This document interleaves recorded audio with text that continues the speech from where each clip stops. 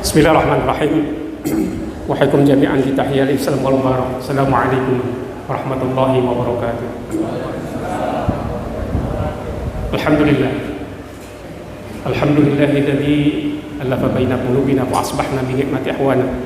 Asyhadu an la ilaha illallah wahdahu la syarika lah wa asyhadu anna Muhammadan abduhu wa rasuluhu la nabiyya ba'da. Allahumma shalli wa sallim wa barik ala sayyidina Muhammadin wa ala alihi wa sahbihi wa man tabi'ahu ila yaumil qiyamah. Amma ba'd. Ma'asyaratul muslimin wal muslimat, sidang shaimin yang dimuliakan Allah Subhanahu wa taala. Alhamdulillah. Kita bersyukur pada Allah hampir memasuki babak pertama 10 malam terakhir 10 malam di awal, dan ini merupakan awal rahmat.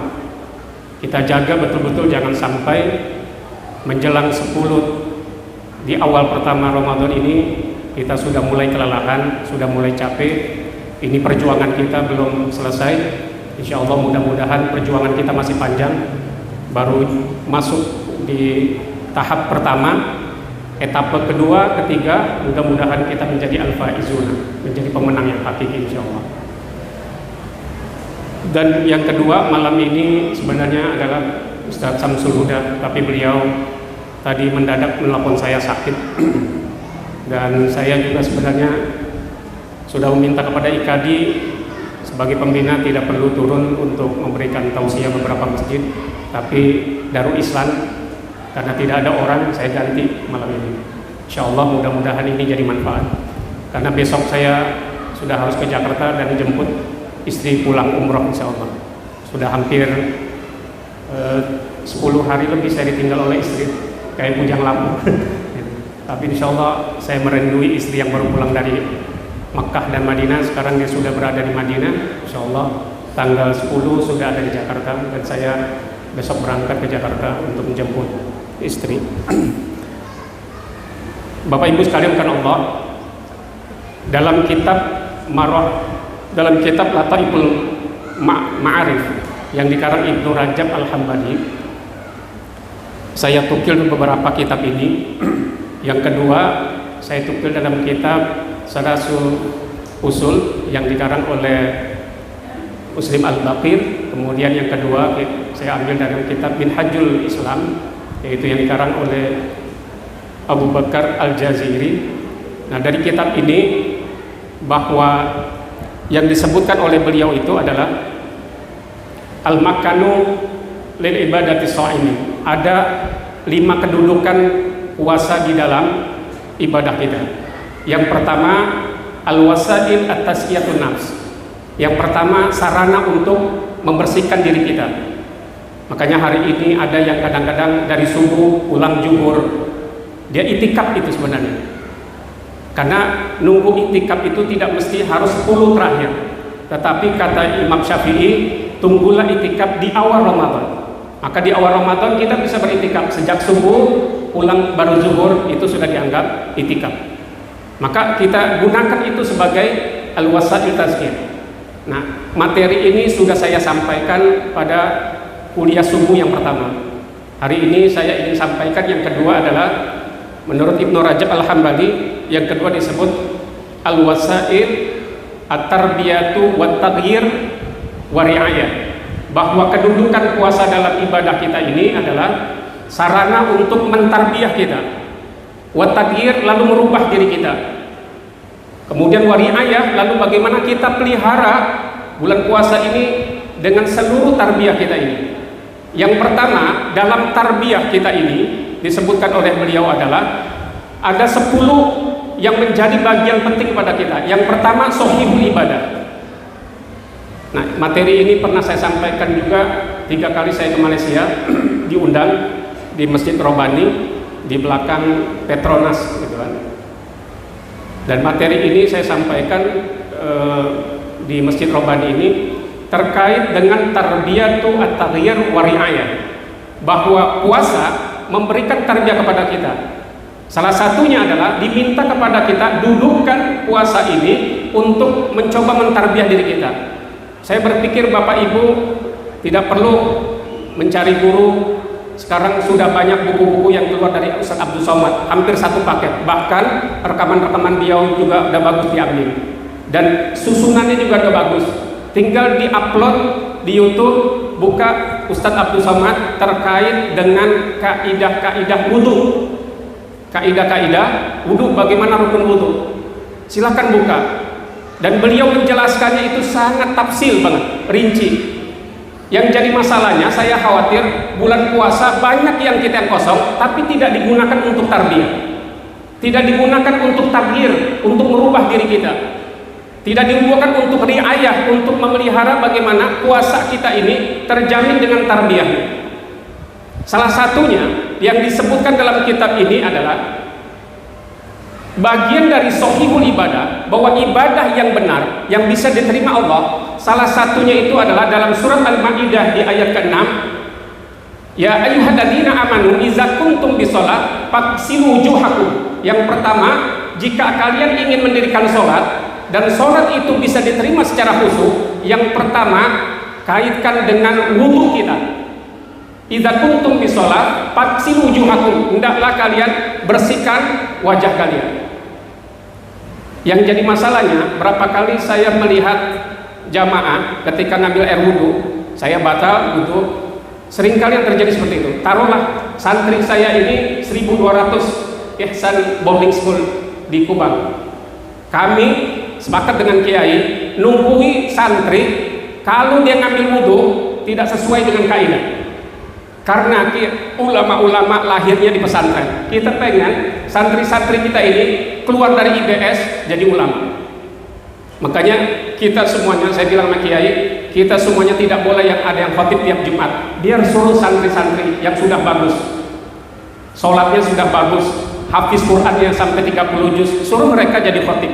Maka kita membiarkan kelas 3 SMP dia khotib, nanti kelas 1 SMA dia siap khotib, dan 3 bahasa yang kita minta, mereka pakai bahasa Inggris, bahasa Arab, dan bahasa Ucup.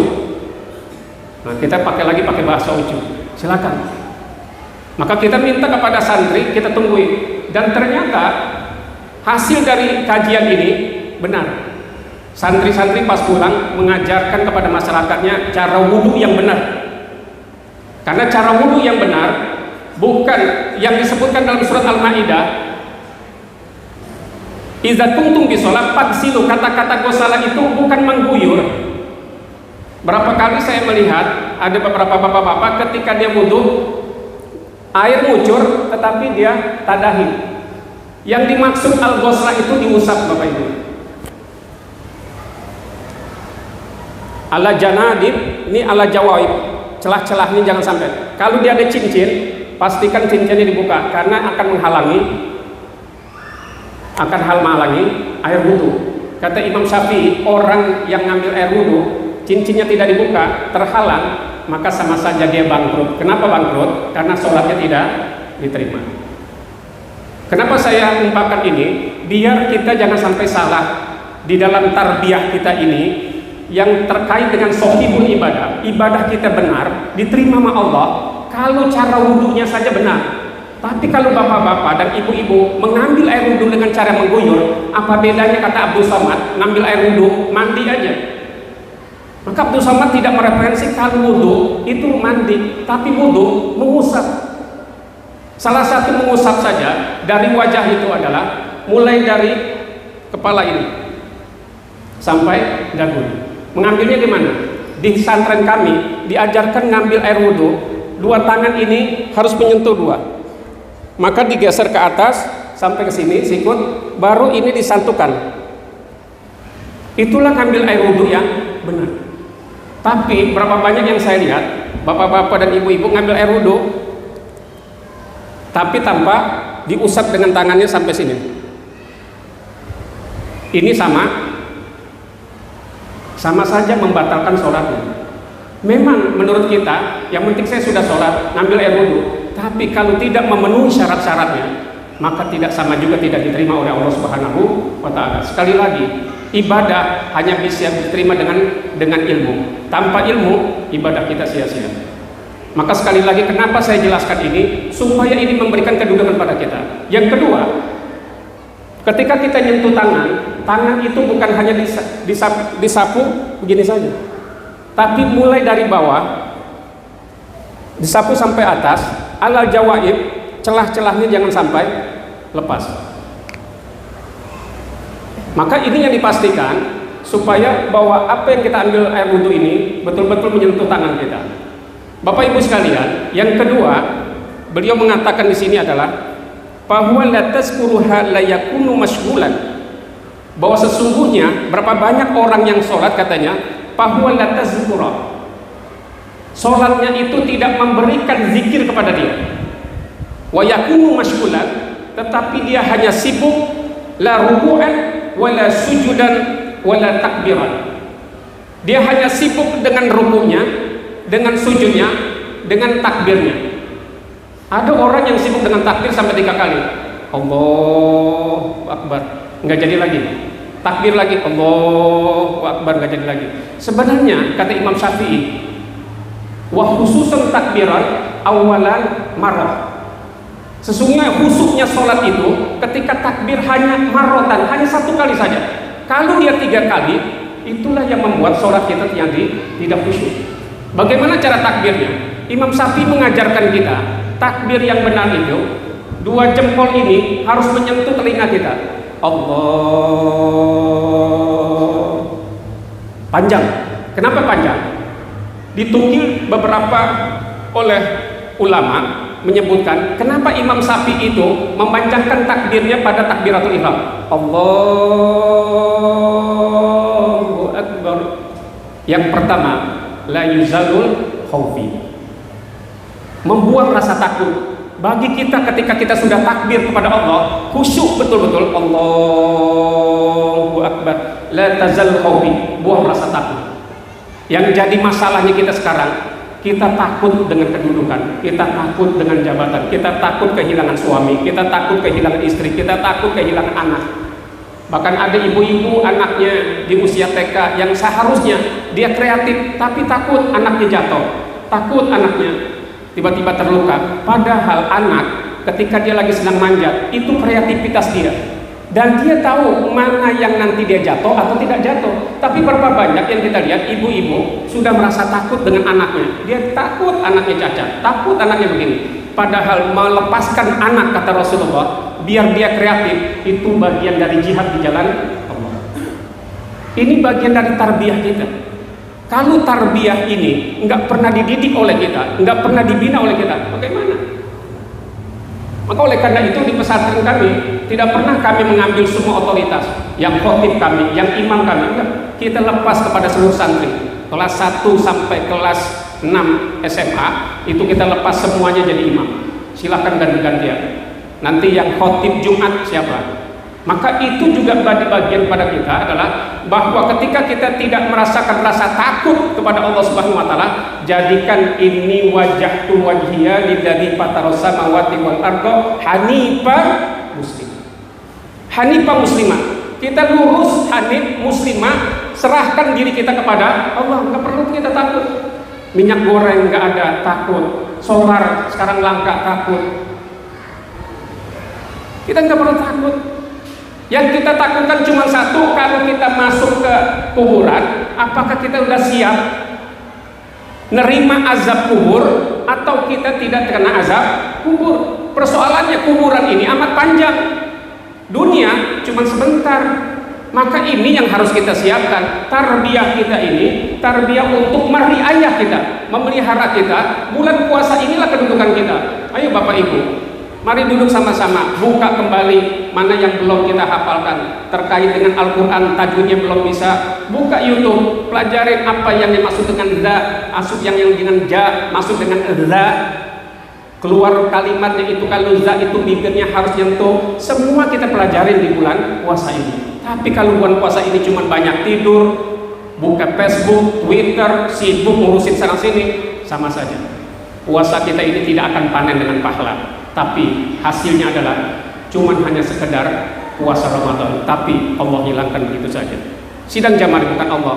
Yang kedua, kata Imam Syafi'i, kenapa takbir itu panjang? Allahu Akbar. Yang kedua, maka diminta kepada kita wala yazalu syakki, hilangkan rasa ragu. Di dalam hidup kita jangan ragu.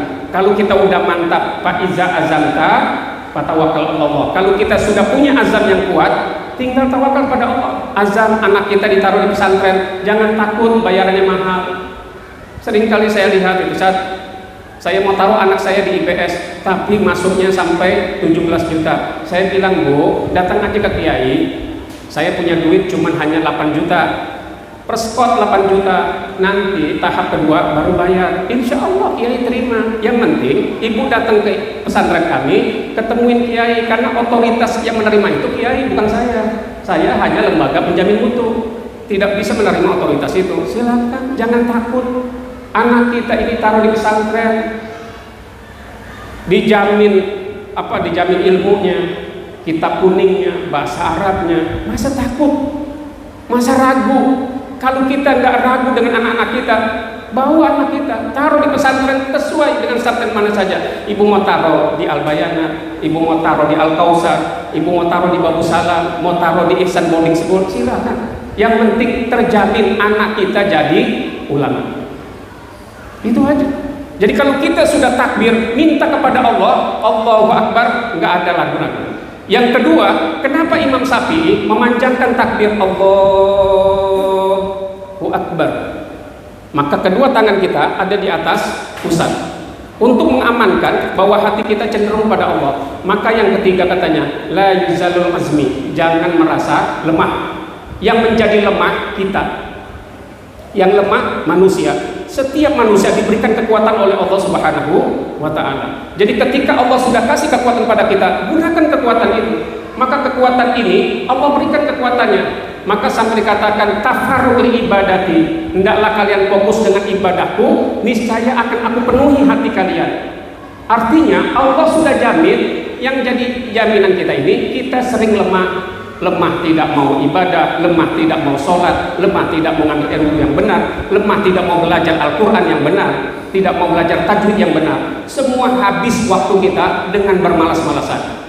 Kita bangkit. Hari ini bulan puasa, semua jaminan tarbiyah kita ada di sini. Buka buku-buku, buka YouTube, cari Abdul Somad. Insya Allah dengan seperti itu terjamin ilmu kita. Kalau udah seperti ini, maka jaminan kita masuk surganya Allah Subhanahu wa Ta'ala tanpa harus ragu-ragu, tanpa harus takut, tanpa harus lemah. Ketiga inilah Imam Syafi'i menguatkan pada kita dengan takbir yang panjang. Ketika kita takbir, maka kita ucapkan dengan kalimat Allahu Akbar kabira walhamdulillah katsira.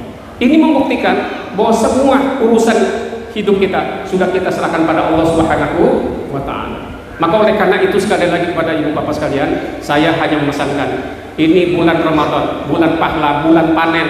Karena panen, ayo kita tarbiyah. Tarbiyah dengan cara apa? Merubah diri kita. Yang tadinya ambil air wudhunya nggak benar, buka YouTube Ustaz Abdul Somad, mana cara wudhu yang benar. Buka YouTube, ambil dari Ali Jaber, di situ terkait dengan bacaan Al-Quran yang benar, ambil dari YouTube-nya. Insya Allah kita sudah belajar, sudah ikhtiar, nanti itu akan memberikan pahala kepada kita insya Allah. Mudah-mudahan kita semua diterima oleh Allah Subhanahu wa Ta'ala. Mudah-mudahan ibadah kita tidak juga menjadi sia-sia, dan kita berharap mudah-mudahan kita semuanya amal ibadah kita diterima oleh Allah Subhanahu wa Ta'ala. Sidang jamaah tarawih yang bukan Allah, mudah-mudahan ini materi yang singkat tetapi bisa memberikan makna kepada kita, mudah-mudahan memberikan bagian yang terpenting pada kita. Assalamualaikum warahmatullahi wabarakatuh.